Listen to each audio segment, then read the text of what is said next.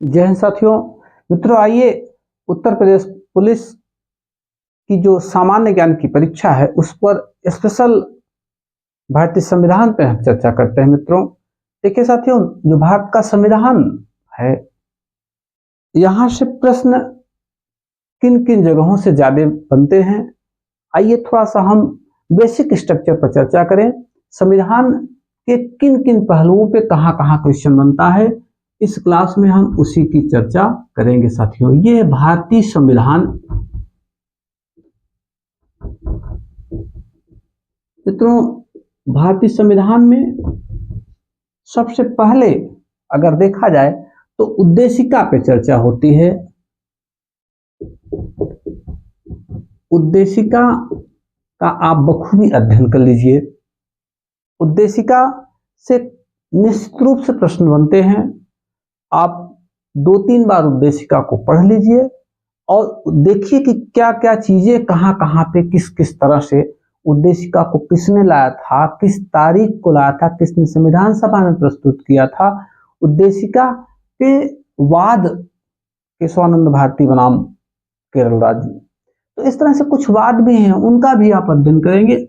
अगले स्टेप में साथियों संविधान के भाग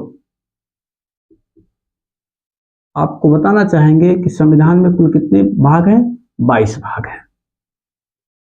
इन 22 भाग को आप स्टेप बाय स्टेप पूरे न याद करके एक देखिए कि पहला भाग, दूसरा भाग, तीसरा भाग, चौथा भाग, पांचवा भाग, इस तो कंफर्म याद कर लीजिए। इसके लिए हम अगले क्लास में वीडियो बनाएंगे, तो उसमें आप देखेंगे कि इस 22 भाग में कौन कौन से भाग अधिकतर पूछे जाते हैं। उसके बाद साथियों आती है अनुसूचियां। अनुसूचियां मित्रों ये कितनी है, कितनी थी, इस पर कब कब कौन कौन सी अनुसूची जोड़ी गई, इस पर भी फोकस करना है। प्रारंभ में 8 अनुसूचियां थी, 4 अनुसूचियां बाद में जोड़ी गई और वर्तमान में 12 अनुसूचियां हैं। इस बात को आप ध्यान में रखेंगे कि 8 अनुसूचियों में क्या क्या है और 9वीं, 10वीं, 11वीं और 12वीं ये 4 अनुसूचियां कब जोड़ी गई, किस संशोधन के तहत जोड़ी गई और इनमें है क्या क्या, इस पर भी हम वीडियो बनाएंगे और इसका आपको बखूबी अध्ययन करवाएंगे। उसके बाद अगला साथियों जो अगला है वो है संविधान के भाग। संविधान के भाग, संविधान के अनुच्छेद। संविधान के अनुच्छेद 395, ये 395 अनुच्छेदों की चर्चा। इनमें आपको यह नहीं करना है कि समस्त अनुच्छेदों को याद करना है, नहीं, सिर्फ आपको ये पकड़ना है कि पिछले पेपर्स को देखना है कि कौन कौन से अनुच्छेद कब कब और कहां कहां से पूछे गए हैं। बस एक सूची बना लीजिए।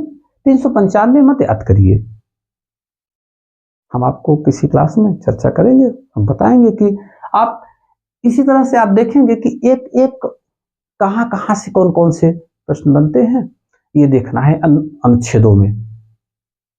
तो इसमें से एक और जहां से आपको अध्ययन करना है वो है संविधान संशोधन। संविधान संशोधन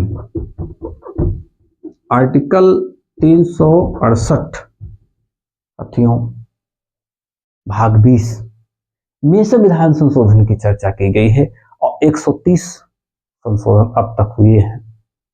आपको इनको भी अध्ययन करना है।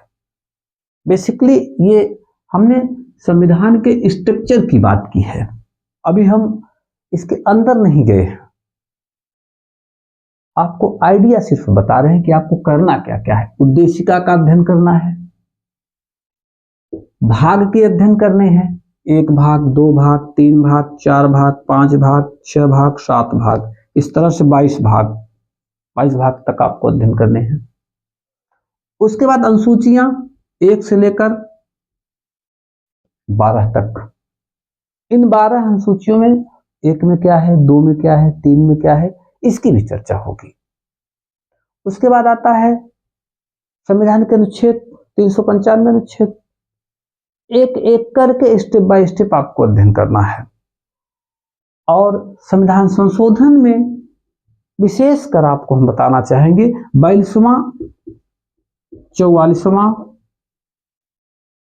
42वां संविधान संशोधन, 44वां संविधान संशोधन, 52वां संविधान संशोधन, 61वां संविधान संशोधन, ये चर्चित संविधान संशोधन है जहां से कहीं ना कहीं से क्वेश्चन आते रहते हैं।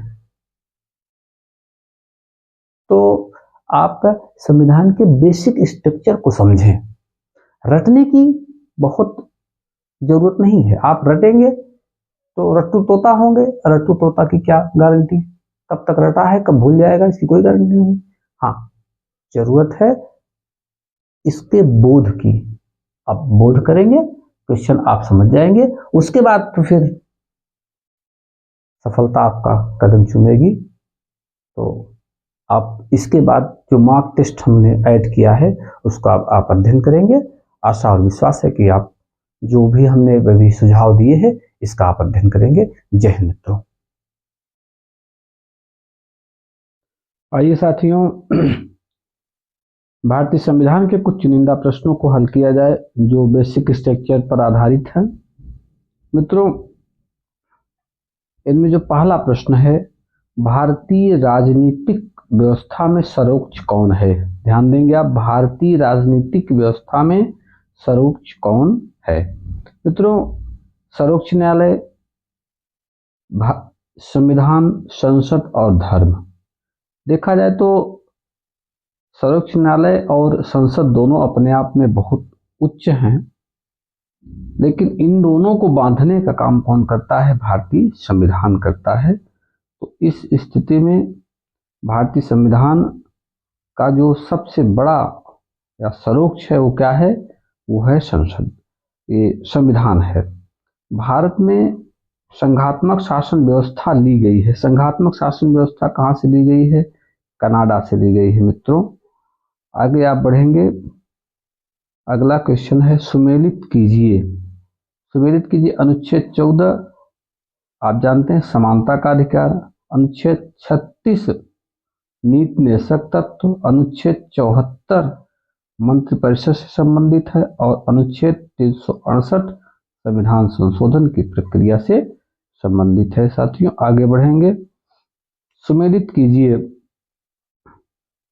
सुमेलित कीजिए।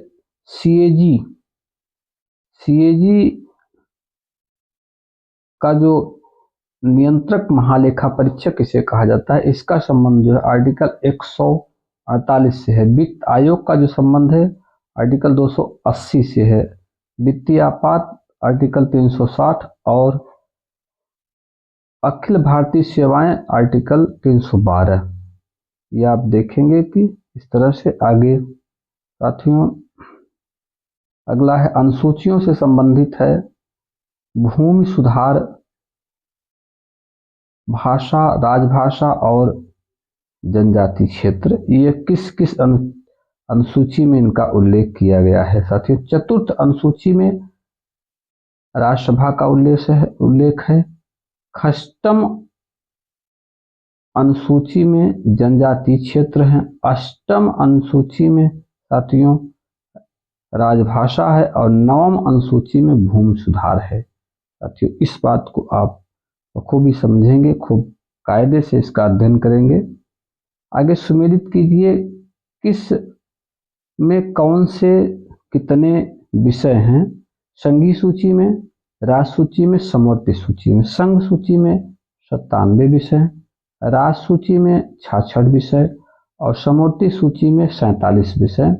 ये क्वेश्चन, ये सब साथियों किसी न किसी पेपर्स में ये अक्सर पूछे जाते रहते हैं। आगे देखेंगे साथियों, अगला है, सुमेलित कीजिए केंद्रीय सूची, राज्य सूची, समवर्ती सूची, अवशिष्ट शक्तियां। ये केंद्र सूची में क्या है? केंद्र सूची में साथियों जनगणना है। और राज्य सूची में क्या है? पुलिस एवं सार्वजनिक व्यवस्था है। समवर्ती सूची में परिवार नियोजन है, और अवशिष्ट शक्तियों में साथियों अंतरिक्ष अनुसंधान है। ये बहुत इंटरेस्टेड क्वेश्चन है, बहुत बार पूछा गया है मित्रों, आए दिन ये क्वेश्चन पूछता रहता है। आगे बढ़ेंगे। निम्न में से कौन राज्य सूची में है? राज्य सूची में क्या है? निगम कर, ये केंद्र सूची में है। जनसंख्या, केंद्र सूची में। आर्थिक नियोजन, समवर्ती सूची में है। अब रेलवे पुलिस जो है ये राज्य सूची का विषय है, इस बात को आप ध्यान में रखेंगे। रेलवे पुलिस कहाँ पे है? राज्य सूची में है। आगे बढ़ेंगे।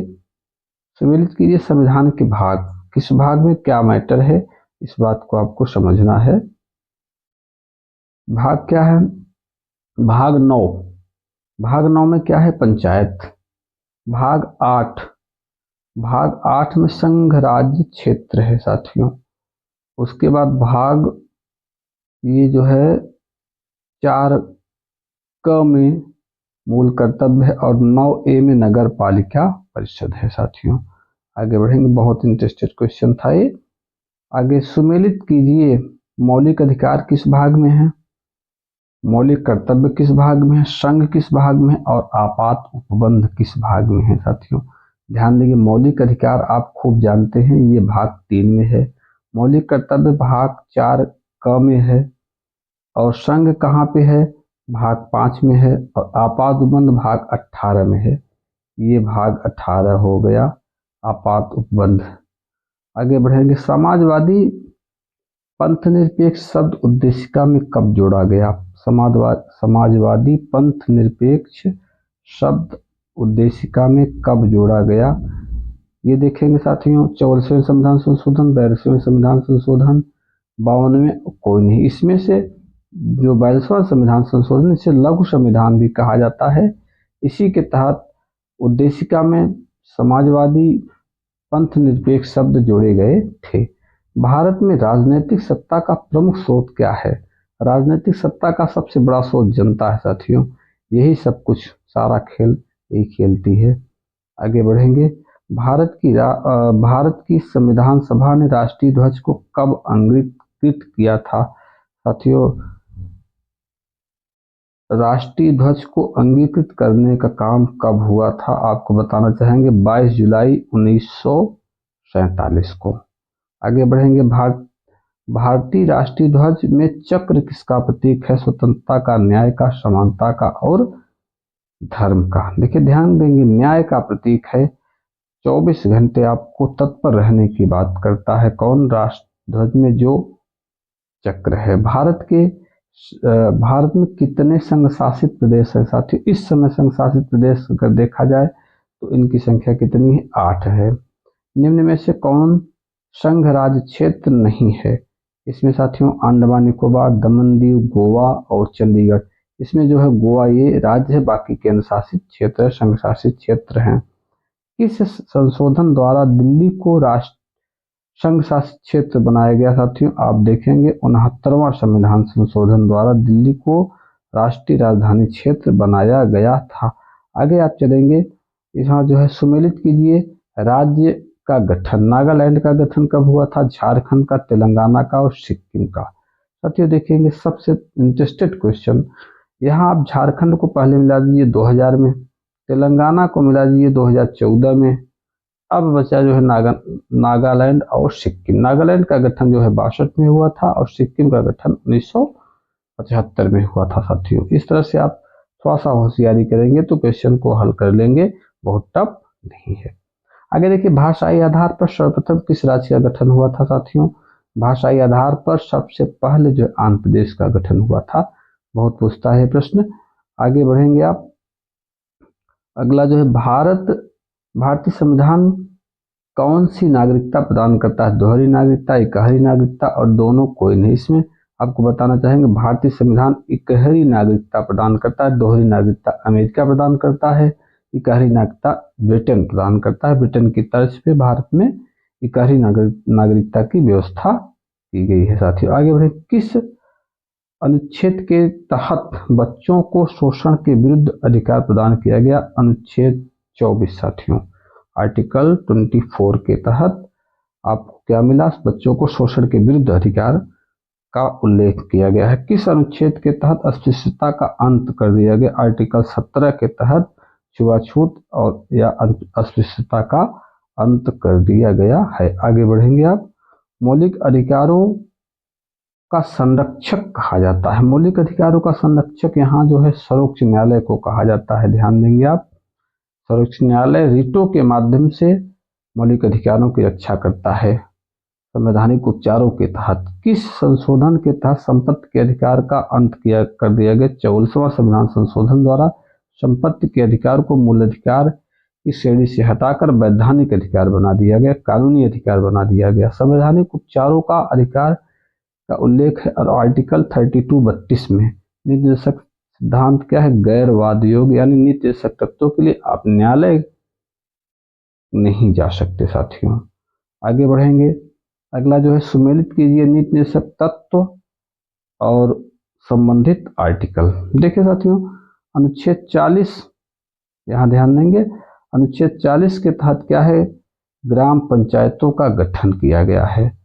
अब अनुच्छेद 41 में काम पाने का अधिकार, अनुच्छेद 44 में समान नागरिक संहिता और अनुच्छेद 48 में कृषि एवं पशुपालन का गठन। ये साथियों नीति तत्व से संबंधित प्रश्न की डीपीएसपी। किस अनुच्छेद के तहत भारत में नीति निर्देशक तत्व का उल्लेख किया गया है? नीति निर्देशक तत्वों का उल्लेख किस अनुच्छेद के तहत भारत की विदेश नीति का उल्लेख किया गया है? तो आपको बताना चाहेंगे 51 आर्टिकल 51 के तहत जो है वो भारत की विदेश नीति का निर्धारण किया गया है साथियों। आगे बढ़ेंगे।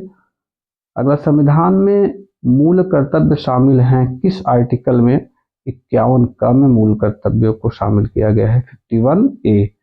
किस संशोधन के तहत मूल कर्तव्य जोड़ा गया? 42 संविधान संशोधन के तहत क्या किया गया? मूल कर्तव्यों को जोड़ा गया। भारत का राष्ट्रपति चुना जाता है। बहुत बढ़िया क्वेश्चन है। लोकसभा द्वारा, राज्यसभा द्वारा, संसद सदस्यों द्वारा, संसद सदस्य व विधानसभा द्वारा। इसमें यथेष्ट उत्तर ये होगा। संसद के निर्वाचित सदस्य और राज्य विधानसभा के निर्वाचित सदस्य ही चुनते हैं इसको, भारत के राष्ट्रपति को। आगे चलेंगे। भारत के किस अनुच्छेद के तहत महाभियोग की प्रक्रिया का उल्लेख किया गया है साथियों? आप ध्यान देंगे। आर्टिकल 61 के तहत, 61 के तहत महाभियोग प्रक्रिया का उल्लेख किया गया है। आगे आप बढ़ेंगे साथियों। लोकसभा व राज्यसभा की संयुक्त बैठक की अध्यक्षता कौन करता है? लोकसभा अध्यक्ष करता है। और लोकसभा और राज्यसभा की संयुक्त बैठक को बुलाता कौन है? राष्ट्रपति। लेकिन अध्यक्षता कौन करता है? लोकसभा का अध्यक्ष करता है साथियों। तो इस तरह से बेसिक स्ट्रक्चर वाले ये इसमें ये ऐसे क्वेश्चन हैं जो निश्चित रूप से किसी न किसी एग्जाम में ये बराबर पूछे गए हैं। और हम आपसे आशा करेंगे कि आप इन क्वेश्चन को स्टेप बाय स्टेप अध्ययन करेंगे और निश्चित रूप से किसी न किसी पेपर में यहाँ से जरूर क्वेश्चन बनेंगे। ये हमारा दावा और विश्वास दोनों है। और आपसे निवेदन है कि आप इसका अध्ययन करेंगे। अध्ययन करने के बाद आप सफलता आपका कदम चूमेगी।